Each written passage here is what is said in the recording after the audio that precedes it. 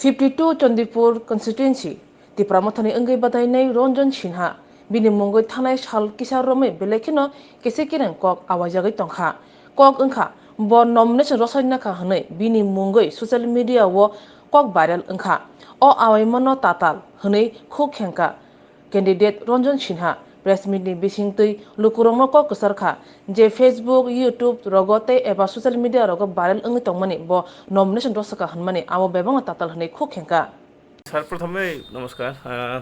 কালকে তো অনেক সোশ্যাল মিডিয়াতে ভাইরাল হয়ে গেছে, আপনি কি উইথড্র করেছো, ত্রিপুরা মাঠে ছেড়ে কি বিজেপি জয়েনিং করবে বলে ওরা সোশ্যাল মিডিয়াতে অনেক ভাইরাল হয়ে গেছে, আপনি কি বলবেন?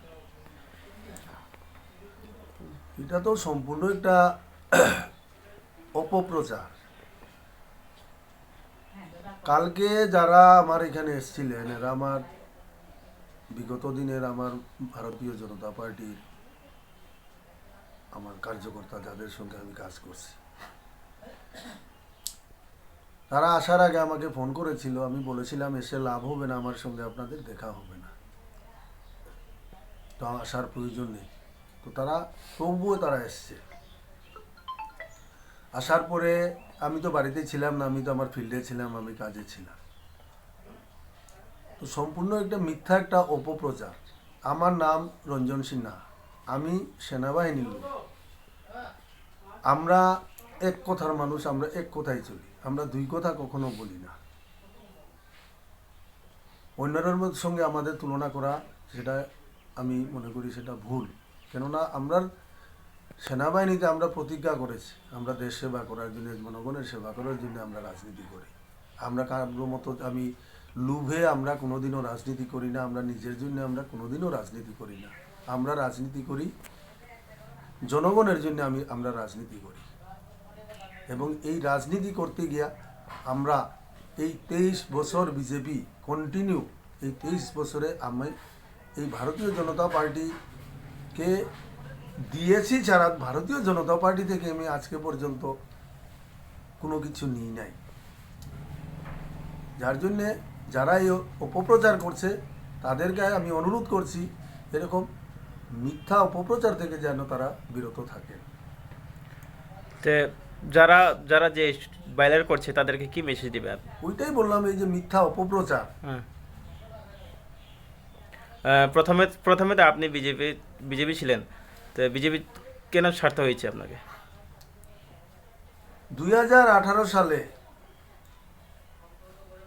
ভারতীয় জনতা পার্টির সরকার আসার আগে পর্যন্ত ভারতীয় জনতা পার্টিতে রঞ্জন সিনহার মতো ভালো ওয়ার্কার কেউ নেই। কিন্তু দেখলাম 2018 সালে সরকার আসার পর ভারতীয় জনতা পার্টি আমাকে কুণ্ঠাসা করতে শুরু করে দিয়েছে, অনেক অপমানিত হয়েছে। কিন্তু পার্টিটাকে এতই ভালোবাসতাম, এই দীর্ঘ 5 বছর আমি পার্টি ছেড়ে কোথাও, যে মিথ্যা অপপ্রচার। প্রথমে তো আপনি বিজেপি ছিলেন, তো বিজেপি কেন ছাড়তে হয়েছে আপনাকে? 2018 সালে ভারতীয় জনতা পার্টির সরকার আসার আগে পর্যন্ত ভারতীয় জনতা পার্টিতে রঞ্জন সিনহার মতো ভালো ওয়ার্কার কেউ নেই। কিন্তু দেখলাম 2018 সালে সরকার আসার পর ভারতীয় জনতা পার্টি আমাকে কুণ্ঠাসা করতে শুরু করে দিয়েছে, অনেক অপমানিত হয়েছে। কিন্তু পার্টিটাকে এতই ভালোবাসতাম, এই দীর্ঘ 5 বছর আমি পার্টি ছেড়ে কোথাও যাইনি। এই পার্টির জন্যে লাগাতার 60 দিন জনসম্পর্ক বাড়ি বাড়ি প্রচার করেছে। পার্টির মিটিংয়ে ডাকা না হলেও অনেক মিটিংয়ে আমি নিজে থেকেই চলে যেতাম। আমাকে বলা হয়েছে রঞ্জন সিনহাকে মিটিংয়ে ডাকবেন না। কেন ডাকবেন না? কেননা আমি তাদের যে দুর্নীতি, এই দুর্নীতির প্রতিবাদ একমাত্র রঞ্জন সিনহা করত, বাকি ত্রিপুরা রাজ্যের কোনো ভারতীয় জনতা পার্টির নেতা করত না।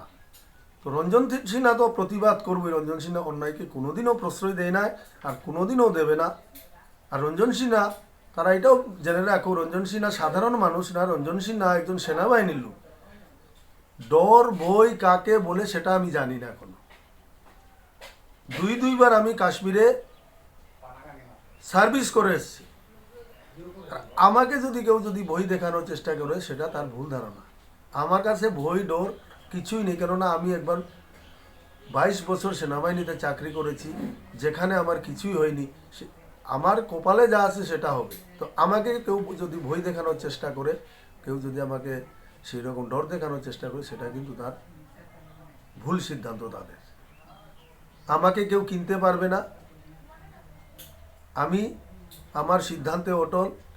মহারাজ আমাকে যে সম্মান দিয়েছেন, যে আমি একজন ভারতীয় জনতা পার্টির কার্যকর্তা, কনিষ্ঠ কার্যকর্তা, উনি আমাকে নিজে থেকে ডেকে আমাকে ত্রিপুরা মথার পার্টির 52 চণ্ডীপুরে প্রার্থী করেছেন। এই যে উনার যে আমার প্রতি উনি যে সম্মান দেখিয়েছেন, এই জিনিসটা আমি যতদিন বেঁচে থাকবো বা আমার পরিবার, আমরা সব সময় ওনার প্রতি আমরা কৃতজ্ঞ থাকবো। ওই সময় তারা ম্যাম, কাল তো বিজেপির অনেক লোক আছে আপনার বাড়িতে, ওরা এসে কি বলছেন? ওরা তো বলছে কি রঞ্জন সিনহার সাথে একটু আলোচনা করলে ভালো হইব, তা রঞ্জন সিনহারে একটু ফোন করেন। তো আমি আমার ছেলেরে কইলাম, তুমি তোমার পাপার কাছে ফোন কইরা দেখো, দাদা তারা আইছে, মন্ত্রীরা আইছে, তার সাথে কথা কোয়ার লাগিয়া আইছে, শুধু এটাই কইতেছে। তখন আমি কইলাম সুইচ অফ, তার লগের সঙ্গী সাথীরাও সুইচ অফ পড়ছে।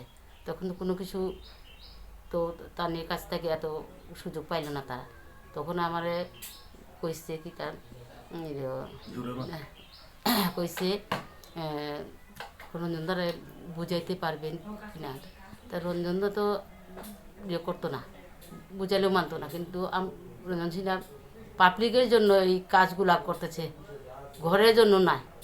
পাবলিক যারা দলিত আছে এইগুলার লেগে কাজ করছে। কিন্তু এই যখন ডিক্লেয়ার হয়েছে তখন টিএসআর এসডিপি সহ আমার ঘরে আয়া পড়ছে। এসডিপি কইতাছে মানে ওই গাড়িতে যেমন চুরি ডাকাতে ধরিয়া নিলে যেরকম হয় এইরকম কইছে গাড়িতে উঠেন। তো তাইনি তো কইল আমি তো ঘরে আবার দোকান নাই। তো এখান থেকে ফোন করলো তো আমি এসডিএম যাইতাম। তা ওই সুযোগটা না দিয়া তারা ওই টিএসআর গাড়িতে চুরের মতো লইয়া যাইতে আইছে। এটা তো সম্ভব না। এটা থেকে আরও অপমান আছে। তোমরা বিজেপি ডিক্লেয়ার হওয়ার পরে যদি এই ক্ষমতা তোমরা, রঞ্জন সিনহা একজন 25 বছর কার্যকর্তা, তার কাছে এইরকম অপমানজনক কথাবার্তা হয়েছে কার কারণে? উপরের নেতৃত্বের কারণে হয়েছে। তারা অর্ডার পাইছে দেখিয়া তো পুলিশ প্রশাসন আয়া পড়ছে। এটা কি মাইনা নেওয়া যায়? আমরা 25 বছর কাজ করছি কি এই অপমানের লেগে কাজ করছিলাম? প্রশাসন এখন তো সব পাবলিকই হয়ে গেছে, ডিক্লেয়ার হয়েছে, পাবলিক হয়ে গেছে। কিন্তু ক্ষমতাশালী তারা উপর থেকে তারা এই নির্দেশ দিচ্ছে রঞ্জন সিনহারে ধরিয়ে লইয়া যাওয়া লাগে। এটা তো অপমান থেকে আরও মরার সমান জিনিসটা।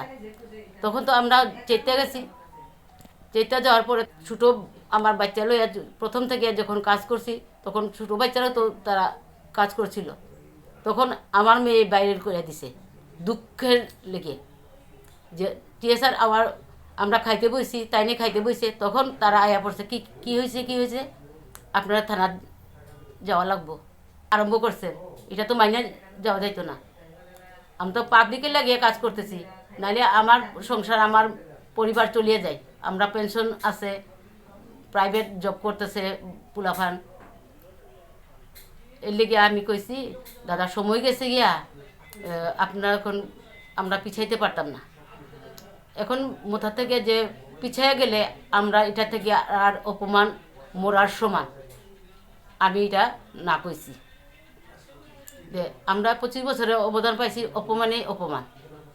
এটা তো আমরা সহ্য করতে। আমরা নিজস্ব যদি টাকা পয়সা ব্যাংক ব্যালেন্স থাকে, আরটিআর মারিয়া দেখেন আমরা ব্যাংক ব্যালেন্স আছে কি না।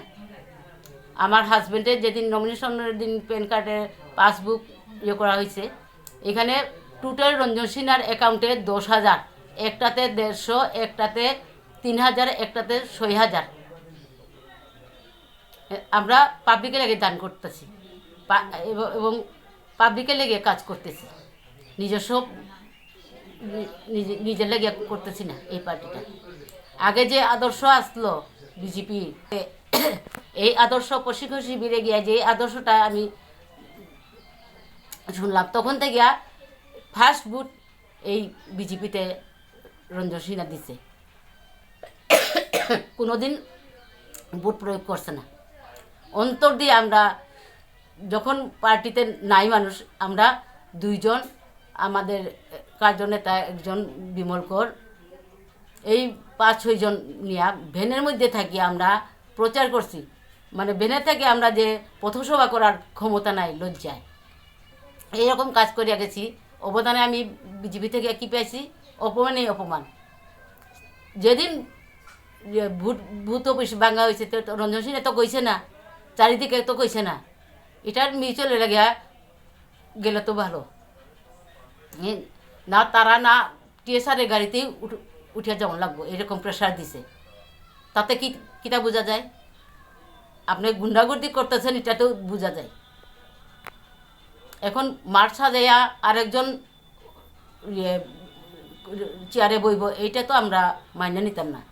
লোকের রঞ্জন সিনহা নিজে প্রার্থী হওয়া লাগে কইতেছে না, লোকাল একজন দেওয়া, যাতে দলিত যারা পিছাইয়া আছে যে লোকগুলা যাতে বাঁচত, যে কোনোটা হইলেও একটা সমাধান কইরা দিতেছে। এই জিনিসটা কার কাছে কইব? এখন এর লেগে লোকাল দাবি করা হয়েছে, কিন্তু লোকালে কোনো পাত্তা দিছে না। যে টাকার পিছাছি তারাই বহাল করিয়া রাখছে।